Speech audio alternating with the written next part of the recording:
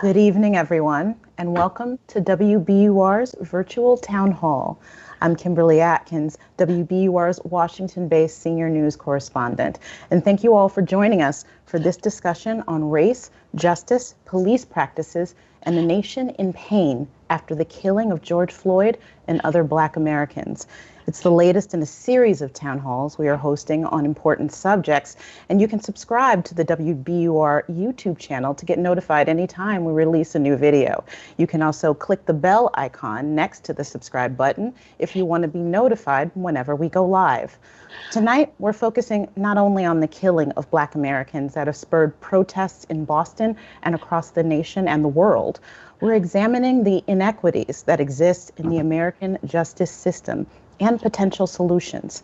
Our guests are three leaders with a deep knowledge and understanding of these issues: Monica Cannon-Grant, the Reverend Willie Bodrick II, and former Governor Deval Patrick, who are all joining us live via Skype. The purpose of these town halls is to highlight an issue, not to have a debate.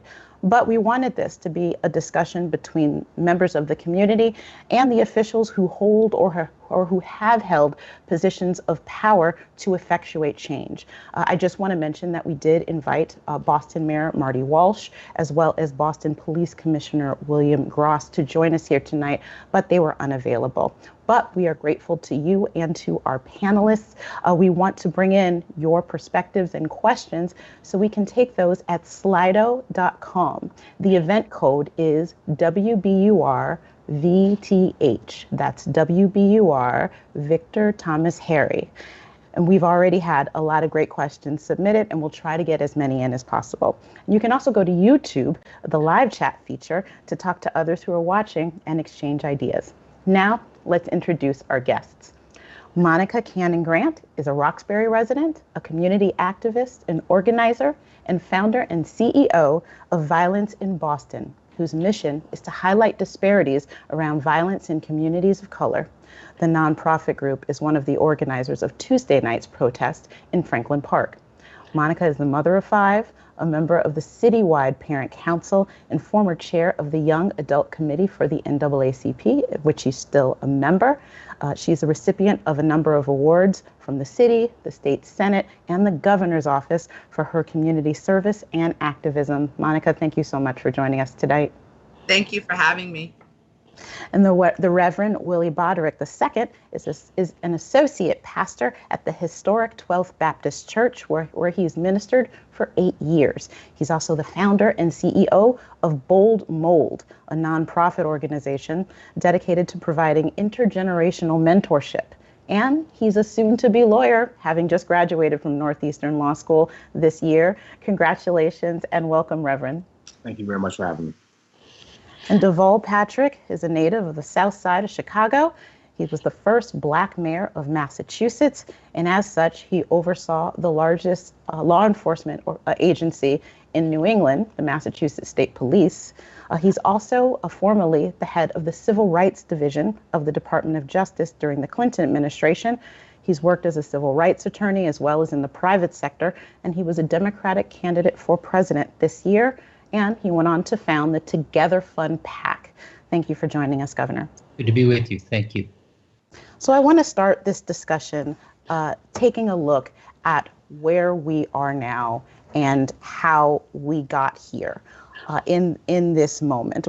Examine the roots of the problem that we see that has spurred these protests. And I want to start with you, Monica. You have been an activist and an organizer for so long. We have seen before instances where the world seems to take notice of the issue, particularly the issue of Black people, unarmed Black people dying at the hands of police officers or those acting as police. What brought us to this moment now? I think what brought us to this moment is exhaustion. I think what brought us to this moment is being tired and frustrated. In 2017, I organized 45,000 people to march in the city of Boston against racism from Roxbury to the Boston Common. And that was because we were dealing with what happened in Charlottesville at the time. And those same individuals came to the city of Boston. And now we're dealing with police officers killing Black people, you know, and so I guess for me as a Black woman, I feel like we have so many battles right now. We're dealing with COVID, we're dealing with racism, we're dealing with systematic oppression on top of those who have been charged with protecting and serving, killing us. Reverend Bodrick, this past Sunday, which was less than a week after George Floyd was killed in Minneapolis, you gave a sermon in which was called "Enough is Enough," and I want us to watch a little bit of that, and then I want to talk to you about it on the other side.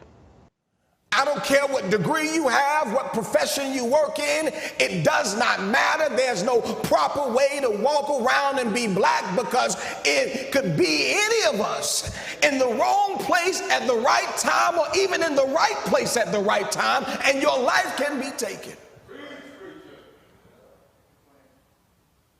Just ask your friends. For many of us have personal stories that we've tried to blot out of our own heads. You know, Reverend, today during the memorial service for George Floyd, the Reverend Al pointed out that the fact that George Floyd died with a knee on his neck, that was sadly poetic in a way, because having a knee on one's neck is how Black people always feel in various settings. Can you talk a little more about that? Yes, thank you very much. As already been alluded to, we've been struggling to deal with the issues that have affected Black bodies in this country for a long time. You think about George Floyd, you think about Breonna Taylor, Michael Brown, Ahmaud Arbery, Tamir Rice, Sandra Bland, Eric Gardner, Trayvon Martin, Freddie Gray, Botham Jean.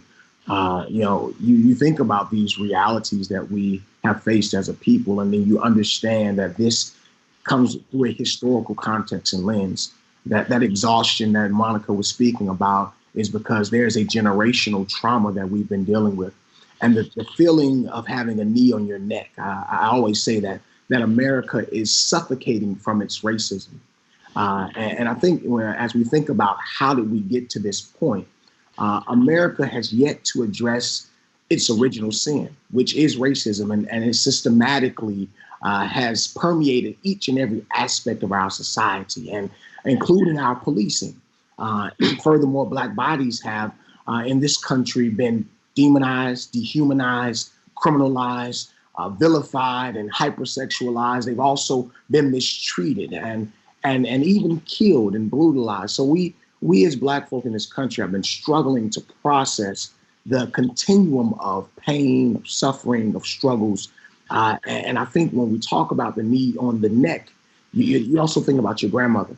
My grandmother, who was a domestic, and those from Orangeburg, South Carolina, those who were working in factories in North Carolina, those who were sharecroppers in my family, and those who were slaves. And you realize that this pain and trauma is continued to be passed down. And so what we saw with George Floyd was a public lynching. And we know all too well in this country of the history of lynchings in this country, the history of state violence against Black bodies in this country. I think about the Red Summer of 1919. I think about Tulsa, 1921. I think about Rosewood in 1923. And 100 years later, we're still having to experience, but in a different way, with viral videos and with the consuming all of this information, watching these Black bodies be vulnerable, and even worse, being taken at the hands of those who've been called to protect and serve. And so I think people are just tired. Enough is enough. And we're going to fight hard to continue to bring these issues to the forefront and make sure that we don't continue forward with this type of experience for Black lives in this country. That's why people are screaming Black Lives Matter. That's why people are screaming I can't breathe. And Governor, I just wanted to ask you, I mean, we say that enough is enough. I went back and found a clip from 2014 when you were on Meet the Press, and I think at that point we were feeling after the death of Michael Brown in Ferguson that enough was enough then, and you said that one of the causes was a startling lack of understanding between law enforcement and Black people. What do you think that understanding comes from, and why has it persisted for so long? Well, I was thinking about what Monica said just a minute ago, and I thank her, as I do you, Willie, for your leadership. We are so tired. And we are tired in part, I think, or maybe, I don't think I'm speaking just for myself, that the challenge of fixing racism has fallen largely to us, when in many respects it is not our problem. It is an American problem, and it derives from our history. We have taken, in my lifetime, huge strides forward. And every time we do, or as we do, it's as if, okay, we have done enough. We need to move on to other things. We get our attention turned to other things. Even now, it has worried me gravely that the occasional violence and disruption that has happened alongside the protests, spawned by a small minority of those participating, gives people a reason to delegitimize the reason for the protests. We have to sustain our attention on this. And we need to do it making folks understand that it's a false choice to say, that you have to hate police to believe Black Lives Matter. This is not about all police, but it is about a style of policing that is about containment, about shows of force rather than de-escalation. It's about authority and power rather than understanding. And it, even as we talk about transforming policing, let's not forget there are reasons why the frustrations of the failures of our healthcare, housing, school systems accumulate so often in the lives of Black and brown people in this country, and they have similar roots. And on that issue, Governor, of violence and de-escalation, I want to take a question that we received already from Slido, from someone who is anonymous. But the question is, I was born and lived in Italy for 30 years. The main weapon used by Italian police is de-escalation. Where does the culture of violence for U.S. police come from? And I want to ask all of you, do you believe that American police officers, American police forces do have a culture of violence? Monica? Absolutely. I think we have to, I listened to Willie talk about the history of everything that we went through. And I think we need to have the conversation on the history of the police department. Their origin was to catch and return slaves. So they've never been in a position to actually protect and serve us. Their job was to catch us and return us back. And so when you ask a young person the distrust they have with the police, every encounter, every relationship, every interaction is not positive. And one of my biggest frustrations that I've had is when you critique the lack of relationship between the two, the first thing they do is run and do like a basketball game, or they give out ice cream and try to do some type of gesture to mitigate it, when in all actuality, it's this quote from Malcolm X that talks about the knife that you have in my back. And it talks about how America hasn't even begun to address the wound, let alone pull the knife out. If you pull it out 6 inches, that's not healing. If you pull it all the way out, that's not healing. We have to address the wound. And I don't think that we've addressed the wound when it comes to the police department. And so from my perspective, I'm anti-police, because I feel like even if you have good officers, if those officers are not holding the other ones accountable, we still lose as a people. Mm-hmm. Reverend, what are your thoughts on that? Yes, I think our policing, there's a culture of policing that is hyper-violent, hyper-physical, and it manifests in many ways in the encounters that Black people and people of color and have in their interactions with police. We've seen this hyper-militarization of the police force. Just the other day, I was seeing Humvees and all these different things. Some of the protections that they had. I thought I was on a warfare. I remember being in Ferguson, and I was like, we look like we're on ground zero of some type of war. And I think we haven't had a serious conversation around how the escalating culture of violence in this country has also been escalated by how our police have also addressed violence and physicality. And so I do think we need to think critically about how do we think about ways to work towards de-escalation. I think some of that work starts with how you interact and engage and appear optically to the communities in which you're to protect and serve. And so we know that, that there has been also different responses of the police towards black people and people of color than our white counterparts. I'm thinking just a few weeks ago during this COVID-19 pandemic, there were people with assault weapons in the State House of Michigan. Assault weapons. There were no tear gas thrown. There was no swiping and hitting back. People left. And for me, that is the most unpeaceful form of protest that one could have, where you're having to put a governor away and give them 24-hour protection. And here we are, people are protesting and peacefully. And, it looks like a scene from the civil rights movement. Right. And so I do think we need to think critically about what does it mean to militarize our police, but also how those tactics and practices are being deployed against Black bodies in this country and those who are fighting in solidarity with Black bodies in this country.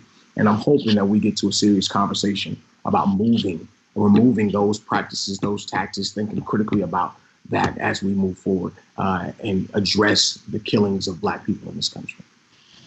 And I want to note in the Michigan State House, not only did those protesters have long guns, but many of them were carrying signs with and shouting racist things against both the governor and the lieutenant governor, who is Black. Governor Patrick, I want to ask you, as somebody who has been on multiple sides of this, obviously you grew up, you're from the south side of Chicago, you spent a lot of time in Massachusetts where there aren't a lot of us in a lot of the spaces there. You have also been in charge of a police force. You've also been in a position where you had to hold accountable police officers who violated people's civil rights. So given that, hearing what we've heard from Monica and Reverend Bodrick about how police are perceived in the community, how do you bridge that gap to police having the need to serve and protect and sometimes use force, but instill trust on the other side? So I think I wouldn't go quite as far as Monica and describe myself as anti-police. I understand it. I'm not quarreling with you, Monica. I'm just saying I wouldn't describe myself that way. I do think, though, that if you were to ask the average police officer and ask the average young African American man who has an encounter with the police, neither would trace the origins of that behavior to slavery and to slave catching.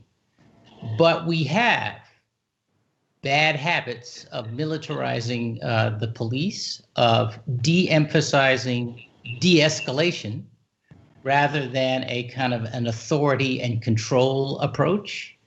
And to me, so much about policing was revealed of all of the videos we saw last week in the non-police encounter between Amy Cooper and Mr. Cooper in Central Park. Because what she invoked was the presumption of dangerousness that accompanies all Black men. All Black men. I want to tell you, when I was in office, I could walk into a shop in a sweater and a baseball cap, and security would follow me around until they figured out that there was another guy packing who was following me around, who was in my executive protection unit. There is a whole weight that goes with how we have come to think about Black people in this country and Black men in particular. And by the way, it's supported by the narratives of much of what comes out of Hollywood. That's got to change. It's enabled in part by the fact that though we've moved all manner of laws to try to integrate our institutions, we haven't yet learned to integrate our lives. And so most people are stuck with that cartoon version of who it is they think we are in the communities where we live. That would be irritating all by itself, but it's deadly when it comes to policing. And when you have a culture where the rules, I'll just give you one example. If a police officer feels feels a reasonable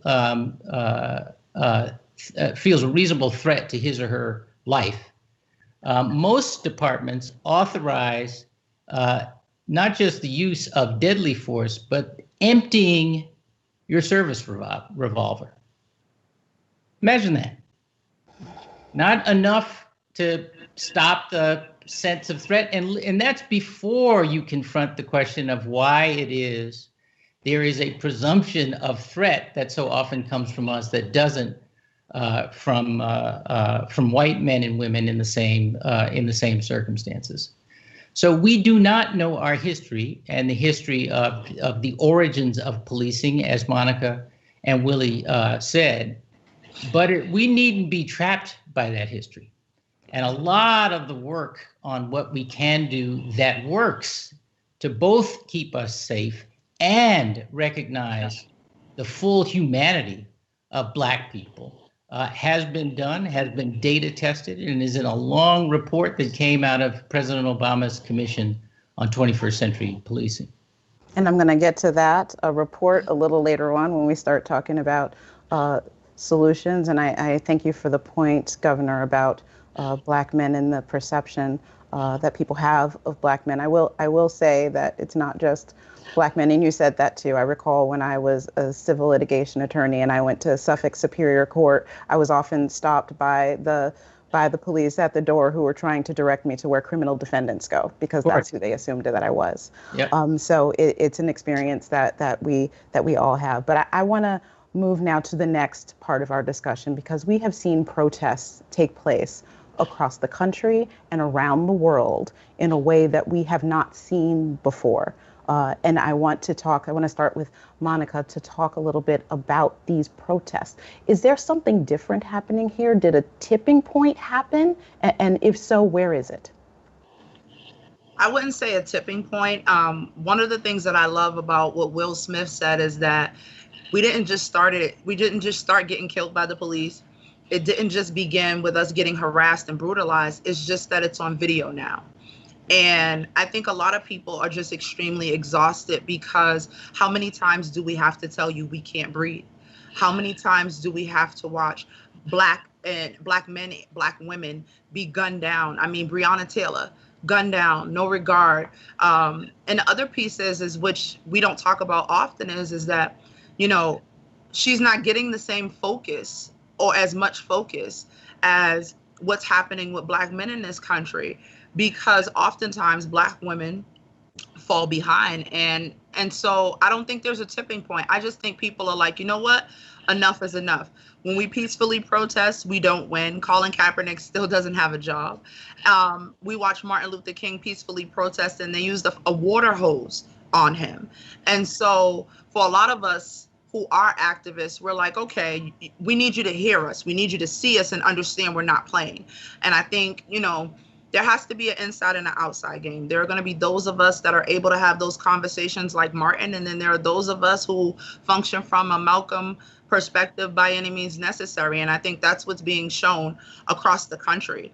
I think, you know, when I protested on Tuesday, my perspective is we're protesting in a community that has Black and brown businesses. So you're not going to tear up where I have to bring my children. And I exuded that message as much as the understanding is we can't tear up our own stuff and hurt ourselves in the midst of trying to get our message across. And Monica, I want to stay with you for a moment. What is your goal when you are organizing and putting together a protest, when you are working and talking to community members in this moment when we have people in the streets? What is the immediate goal of having the people in the streets, people protesting, people lying down for 8 minutes and 46 seconds? What do you want to come from that? So equity. We don't want equality, we want equity, and those are two different things, right? One of the things we've been advocating for is legislation. We watch cops not be prosecuted in the same way that regular citizens would have been prosecuted. It took them 5 days to actually bring about charges in the George Floyd case. And so my Congresswoman, Ayanna Pressley, put forth a resolution in regards to police brutality. That's one of the things that we're working on. Our Black and Latino caucus here has put forth a 10-point plan in regards to police brutality. And then I've been working with Emerald Gardner and Angelique Curse, who is the widow of Andrew Curse, on 3 pieces of legislation that we're trying to get passed. One is the Eric Gardner law to make chokeholds illegal. The other one is the Andrew Curse Act, which makes it criminally prosecutable to not provide medical treatment to someone who expresses that they can't breathe or is in medical distress. And then the Stephon Clark law in regards to running away from the police and being shot in the back. At the same time, encouraging people to support Black and brown businesses and nonprofits because they're not receiving the same funding as others. And we're going to circle back to some of those solutions too a little bit later when we talk. Can I just jump in and build off of another of Monica's really excellent points? This point about having a so-called inside game and an outside game. You know, the legislatures everywhere are slow to move. And sometimes you hear this point made that they were designed to be that way, and sometimes they are slower than they were designed to be. But a lot of what we're talking about, whether it's policing or a justice system throughout, which is actually just, whether it's healthcare, housing, education, requires innovation, really different ways of approaching problems. It's happening more and more.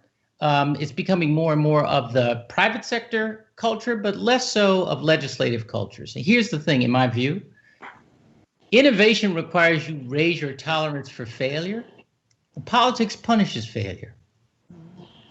The reason an outside game makes it, I don't mean to trivialize it, because what you are doing, Monica, is critical.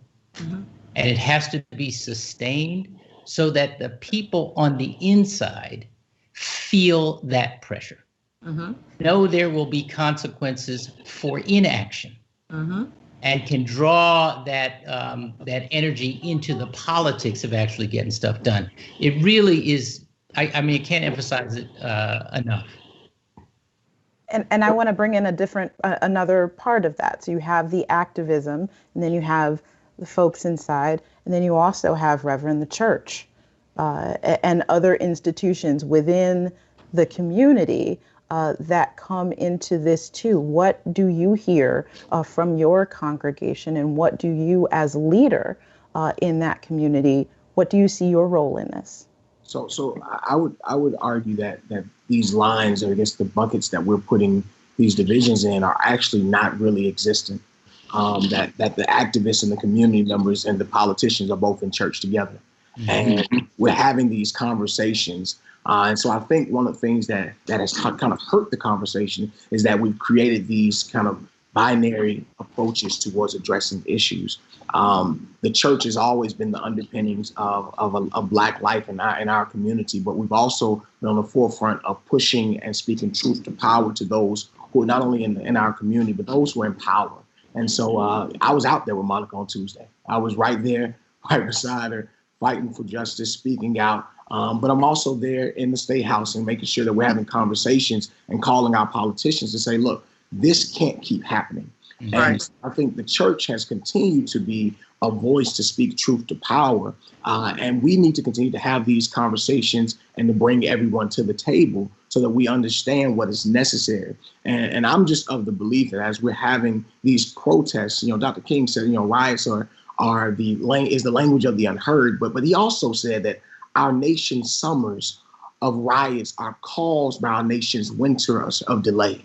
And what he was suggesting to us was that that slow, kind of thing that the gov is talking about, that slow progress, that slow movement on bills, that's also something that needs to be critiqued. And so if those who are in office can't get it together and move the ball along, can't think creatively and innovatively, can't work together to make sure that the issues that are affecting people of color, Black folk in particular, are not on the table and are not being stalled out because it's not the interest of those who vote them in, then we need to have a serious conversation on how to get those people out of office. That's right. I will push back on you. I will push back on you a little bit, Willie, because you're one, but there needs to be more. And I think that's part of the problem. There are a lot of Black ministers who have remained dormant. Their doors have been closed. They haven't had a conversation with us activists. To be an activist is to be in isolation. Something happened the other day here in the city of Boston that hasn't happened in my whole tenure of waking up and being thrust into activism, which was I was invited to the press conference with the elected officials and the Black ministers. And that doesn't usually happen. Willie shows up for everything, but Willie's one person. And I just so happened to be at a press conference with Attorney General Maura Haley, Mayor Walsh, and Bishop Borders, John M. Borders III. And one of the things that he said to me in that press conference that I thought was extremely powerful was, I apologize. And the reason being is because before I became an activist, I was a member in his church that I grew up in and sung in every choir that was in that church. And somewhere along the line got frustrated and tired of being told, hurry up and wait. And we got to the point where we're watching people suffer and need help. And it seemed like the church was delayed in the response. And so as a lot of activism and a lot of activists have a lot of church hurt. And so we function from a space of, while you guys have the meeting for the meeting about the meeting during the meeting, we can be getting things done. We can feed our people, we can service our people, and we can address our people. What I think needs to happen is a collective conversation with the Black church, activists, elected officials, to sit down and have a conversation about the fact that even if you don't agree with my point of view, and even if you don't agree with my tactics to get to this goal, we're all shooting for the same goal. So let's have this conversation, because it shouldn't be that Willie is one of a few pastors that show up to the march. And Ron, I think you're right. I think what's also a conversation we need to have is that the Black church isn't a monolith. And so we have different churches that are differently positioned. There's different theological positions about how they approach issues. And so I don't want to throw the baby out with the bathwater, but although I think your critique is very much so valid. There are those who speak one way and don't do certain things. There are those who are slow to move because there are relationships they're worried about. There are those who are operating as brokers. But then there are those who are out there on the front lines that are fighting. There are those who are going up to talk to politicians and say, look, we need this done. There are those who are speaking out for justice. And so I want to make sure that we keep all of that in context as we continue to have this conversation. And but there's definitely a healing that needs to take place. That's right. That's what I'm trying to get to. The problem is that there's healing in the process of coming together.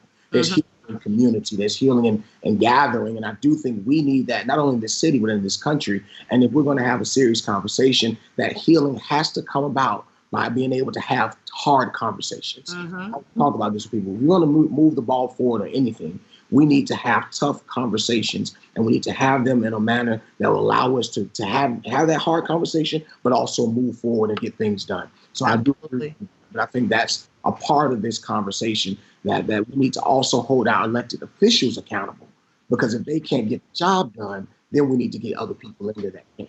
I know that's right.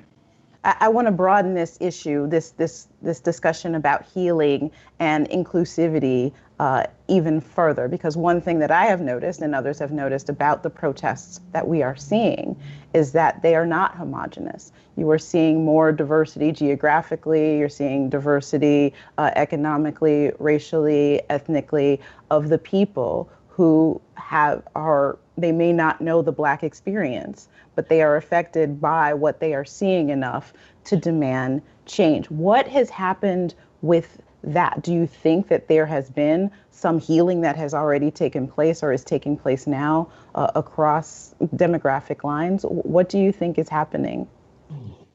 Right, for me? Yeah, go ahead, Monica, go ahead. Oh, okay.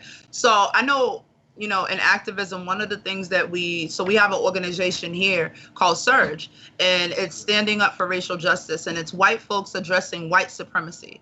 And so one of the things that we talk about as activists is white folks need to talk to their people about racism.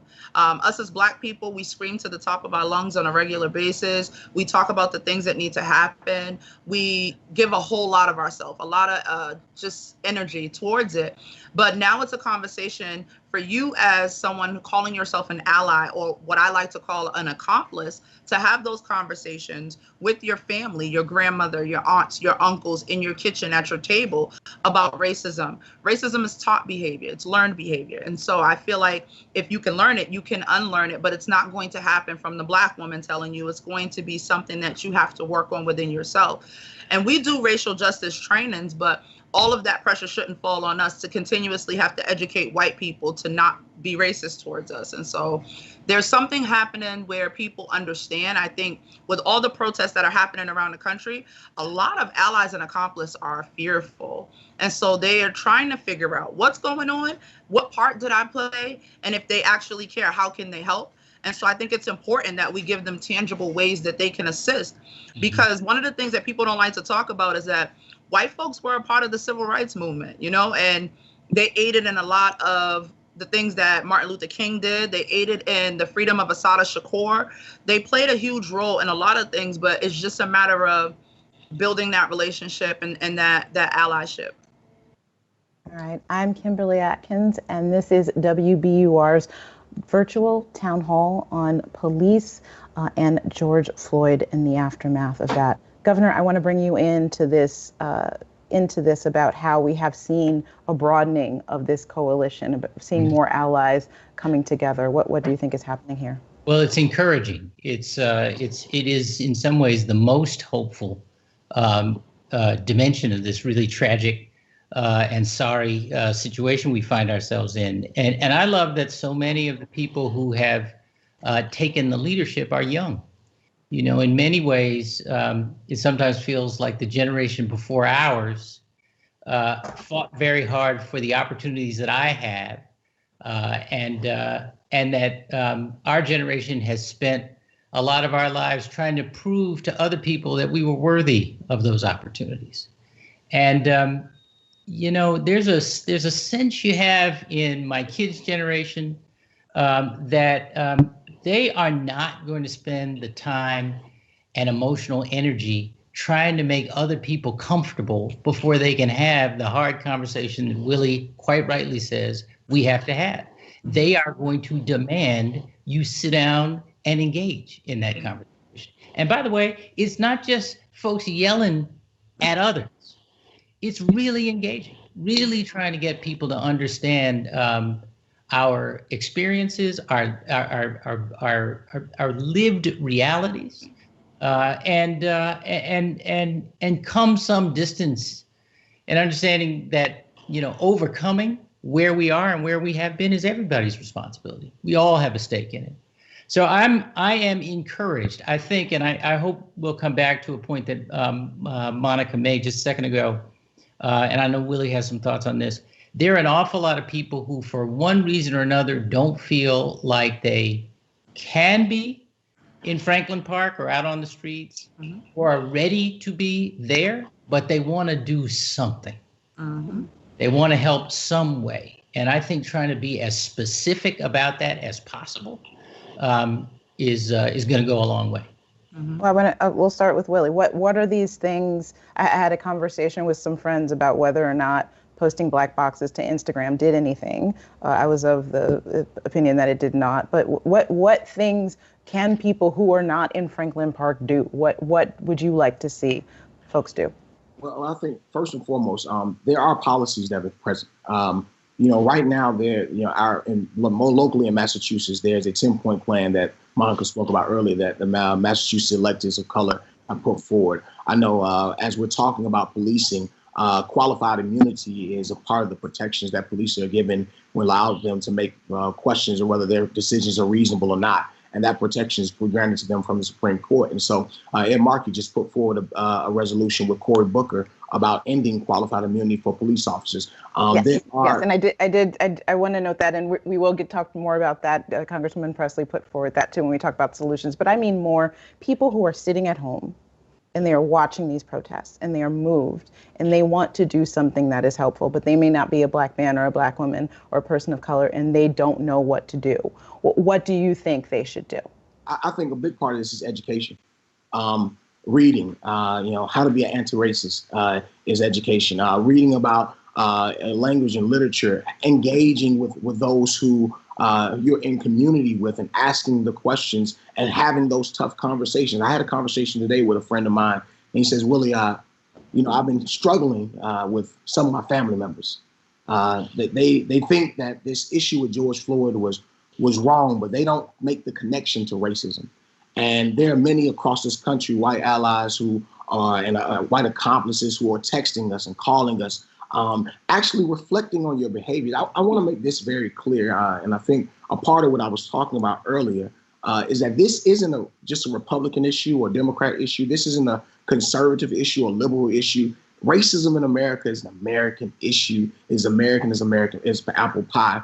We have to be very honest with that conversation. That's where the Amy Cooper situation highlights to us. And so I think another part about this is also this form of repentance, this deep repentance to say, you know what, I too may have been an accomplice in continuing to push forward racist ideologies, racist practices. And what can I do within myself to change the ways in which I perceive and the ways in which I interact and engage Black people in this country? I think it's going to be some hard soul searching that is necessary so that white people in this country can empathize with the positions of Black mothers and Black fathers, Black aunts and uncles, brothers and sisters who are crying, literally numb. I've seen so many Facebook posts saying, you know what, I don't have the bandwidth to go to work. I don't have the bandwidth to engage anymore beyond this. And so I think hearing those voices and being able to empathize and to ask that question, being able to reach out and not just to learn, but to engage and be able to build community, because I think that's what's going to be important as we move forward. And not just even in the marches, right? Having a conversation with somebody you out there marching with, right? Because just because you're marching don't mean you don't have racist tendencies. I know that's right. Some deep conversations around what does it mean to move this country forward? How do we move this conversation forward? I think also being able to hear the arguments, right? I think America, when we're talking about this protest, people were willing to risk their lives to go out and march. Mm-hmm. We're still in a global pandemic right now. So we're dealing with COVID-19 and we're dealing with a virus called racism 1619 that we've been dealing with throughout this country. And we need to actually struggle and grapple with the fact that there are subconscious in the mind of Americans, a perception of Black people that does not give them the presumption of innocence, that puts them in very vulnerable situations. And I think the question that everybody listening needs to ask is why? I do want to get to the solutions, but we can't talk about the protests without talking about both the elements that might be taking advantage of the protest as well as the response to the protest. And we did get a question from one member of our audience that asked, have there been outside groups inciting violence and promoting polarization at otherwise peaceful protests? I'm going to make it a two-for question and say we have heard from the White House and various other officials who have defended the police response to these protests by saying, no, we weren't targeting peaceful folks. We were targeting Antifa. We were targeting anarchists and others who are looting and committing crimes and being violent. So talk about that aspect, Monica, of the protests we've been seeing. So definitely there have been groups that have tried to infiltrate marches and protests, but one of those groups have been the police department. We watched video footage this week of police officers dropping off bricks in locations where they know people were going to march and protest. And so it's almost like leaving candy outside for a child and then waiting to see, is the child going to pick it up? And so I think oftentimes when people want to highlight groups that are infiltrating marches and protests. They obscure the police department, who has played a major role in inciting some of the violence that has transpired. And we've seen multiple video footage of that happen. And you can literally Google it and it will come up. And then there are those who, for instance, we watched here in the city of Boston, showed up downtown, who don't live in our community. They literally got out of Teslas and Mercedes-Benz to come to the protest and had gas cans. And we watched two white men tried to burn up a house, or like a little outhouse on the Boston Common, but we watched community members block him and stop him and tell him, nah, you have to leave. This is not what we're doing. This is not what we're about. And so when you pay attention to who's inciting it, piggying off of something that Willie said, we have to be careful that the people marching with us still don't suffer from racist tendencies as well, because they ignite it, and then Black bodies suffer after they have incited violence on something that we're trying to get a message across. And so I think it's multi-layered, but it definitely happens. Wow. Governor, I want to ask you about both the response that we've seen from the White House, and as we transition into talking about solutions, the idea that we've heard the president say over and over again that law and order is necessary. He has promoted sending the military into states, even had pushback on that within his own administration and from a couple of Republicans in Congress, not very many. What do you say to that response, saying that toughness means law and order and a strong police response? The first thing is, I'll say, I'm sure the obvious. It just hurts my head to have a president whose whole thing is lawlessness and chaos suddenly be or appear to be a champion of law and order. It doesn't ring true, and I don't even think it rings true with his team. But secondly, the most powerful images I have seen are the ones from, I think it was the chief in Denver, who joined arms with the protesters and walked with them. The numbers of officers who have taken a knee with the protesters, as they did, as a way of acknowledging the seriousness of the grievance, of the reason behind the protest. And I think not only is that an indication that we can work, and folks are working to hear each other, it's a way of de-escalating. If what you really want is not to have any lip, then you can be all about, you know what I'm saying. If you just don't want anybody calling you out, if you are in an official capacity, then it's all about silencing the voices, disrupting the protest. And there have been those who took that approach. There have been others, lots of reports of outsiders coming in, outsiders meaning people who didn't share the objective of the protest, coming in trying to discredit it by violence. I hate violence, all of it, but the property damage equated with the damage and taking of life in the instance of George Floyd, but so many others, not just the ones that get captured on videotape. That's the reckoning we have to have, and we got to pay attention. We have to pay attention to that. I do want to get another question in, and I don't want time to run out before we get some more in. And a reminder to folks that you can submit questions at slido.com, and the code is WBURVTH. The question is from Leno Chase. It says, what specific reforms can and will come from this? What hard changes should we expect after 6 days of protests? Now it's been more. The Equal Rights Amendment was passed. What about now? So we talked a lot about some things. We talked about things like qualified immunity and body cameras and other things. I want to talk about some of the proposals, but I also want to talk realistically about what can happen and where. We heard former President Barack Obama say this week that even you can make a lot of proposals, but they have to come from the thousands and thousands of municipalities. It cannot come from Washington. So talk about some of the things that you've already brought up, but how do you get that in place when it takes every police chief, every mayor, every member of boards of selectmen to get them in place? You apply pressure, right? I think that nothing concedes to power but power.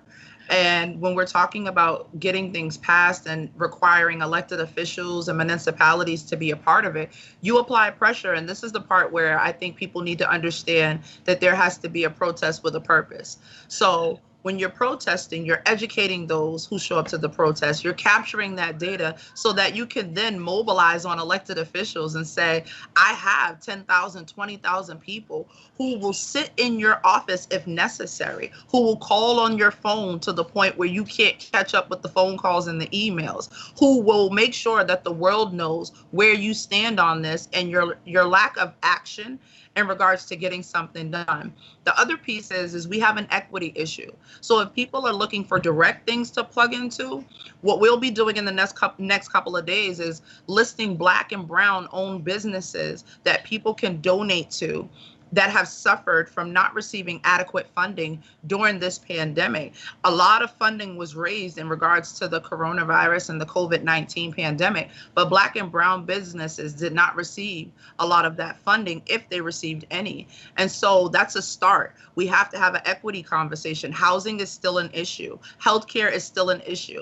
This pandemic did nothing but exacerbate pre-existing problems. And so if people want tangible things to plug into, we've been feeding the community, myself, Violence in Boston, and a local restaurant called Food for the Soul for 11 weeks. He hasn't sold any food because we've been giving it away, breakfast and dinner. We've fed 68,000 people so far. Now, he then has to turn around once he is able to open and figure out what it looks like to reignite his business with no funding. And so there are things that people can do and support and get behind. At this point, we have so many struggles, we literally can pick one.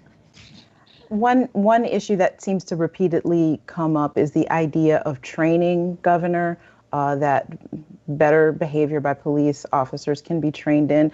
Has your experience borne that out? Is that really the way? It's mixed. It depends what you're asking them, what you're training them to do. You know, if the notion of de-escalation as the first response is a relatively new idea, and not something that a lot of officers have been trained in. I'm not talking about racial or diversity sensitivity training and so forth. I'm talking about really, there are tools that are available to people to de-escalate a hot situation. It's not the preferred approach in current American policing. You know, this whole business of how you respond to deadly force, or the perception of deadly force, that you're authorized today to empty your service weapon. We don't have to go that far. We can put some restraints on that. The militarization of our police departments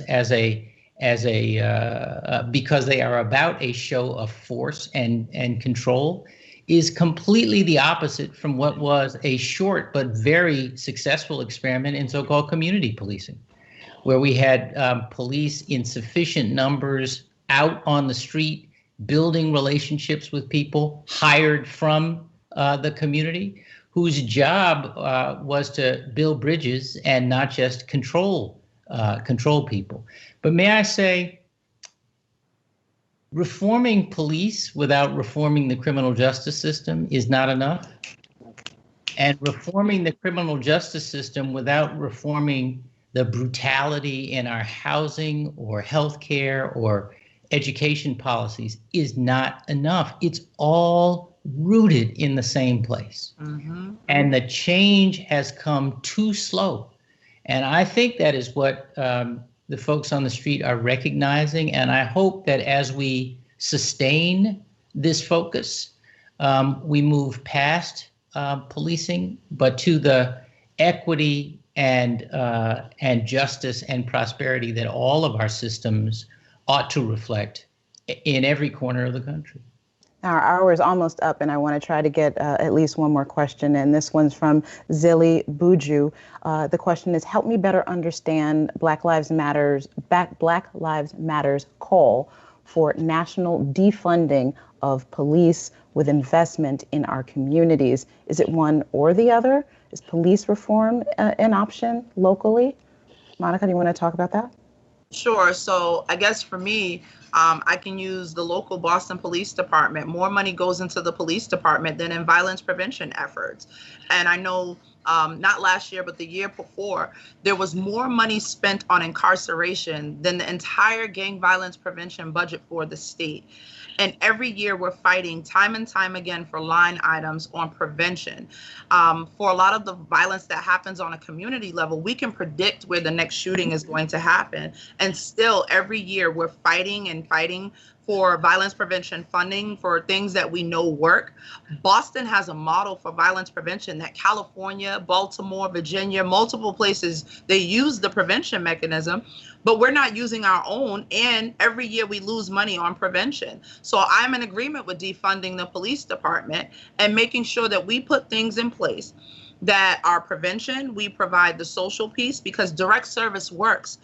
We watched the Black Panthers service our community. We watched them have our own food program. We watched them educate our young people. And that was us doing that. And I think what happens is as someone who is now a new nonprofit person, and I have my own nonprofit, it's the fight for funding all the time. You literally exacerbate all your funds trying to help people. And then you go back and you have to fight and have those conversations. And the lack of equity and distribution of those fundings is through the roof. And so we need to have a conversation. It's so multi-layered, similar to what the governor said. It's the structures, right? They're the people who distribute the funds. There's racism in the way that they do that. And so one of the things I was told when I began to start a nonprofit is you can't be the face going to ask for the funding because you're not going to get what you need. And that's a reality for a lot of nonprofits ran by Black people and more specifically Black women. And so I feel like if we had enough funding, we take the funding that the police department is getting. More specifically, there are officers in Boston, Massachusetts making $400,000 a year.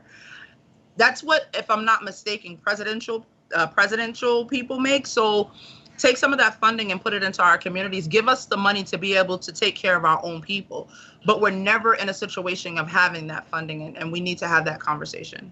In a couple minutes that we have left, I know when I was a local reporter, Reverend Bodrick, a lot of the time when I talked to police officers, they said the crucial component of building the trust was being able to talk to people in the community. They would talk to mothers, they would talk to people in the church. That was a primary source, because then they would know when they approached someone, they wouldn't just be approaching some stranger, some young person. They know that they were approaching Dwayne, whose big brother is in jail, but who is really smart and whose mother is really worried about him and whose pastor is worried about him.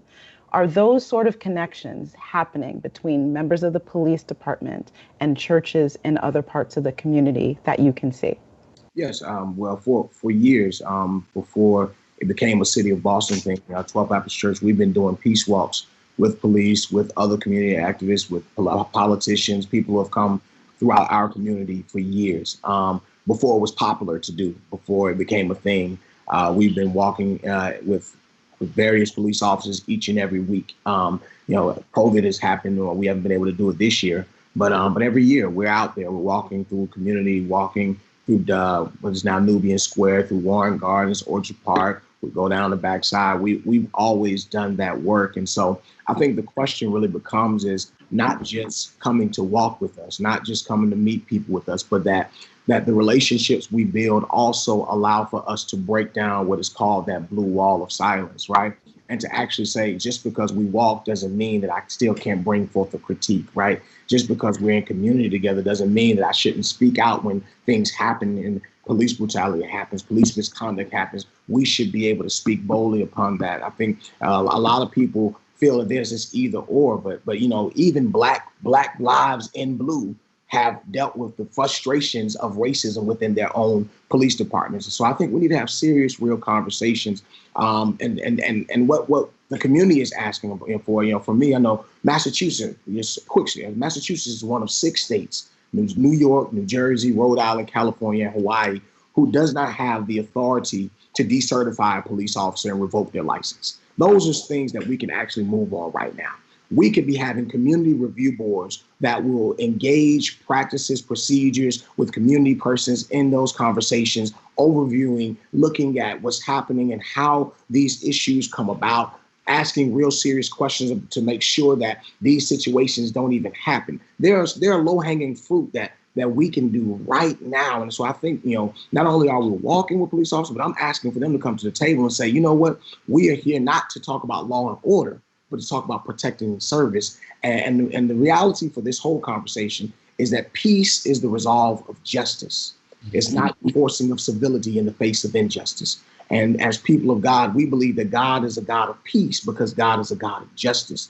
And so what people want is justice. They don't want you to make them pick sides, because we have family members that are police officers. We have friends that are police officers. But what we do want is that justice is at the forefront, no matter who you are. And even absolutely. And we're not going to arrest our way out of this problem. I think that all the funding that goes into these police departments gives the assumption that the police are going to solve the problem, when in all actuality, we can't arrest our way out. It has never worked. And so what we find ourselves doing is consistently doing the same thing over and over again, expecting different results. And so I think new approaches need to be taken immediately. All right, we're going to have to, we could go on, but we've reached the end of our hour. I really, really appreciate all 3 of you for joining us on this conversation. Monica, Reverend Bodrick, and Governor Patrick, thank you so much. Thank you. Thank you. And thank you to our audience for joining us on this live stream.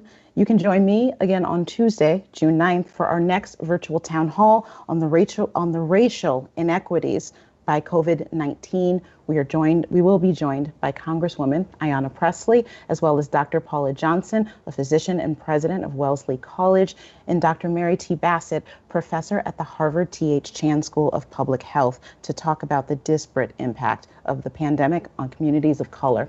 You can register and find out how to submit your questions for this next event at WBUR.org/events. Thank you all again for joining us, and stay well.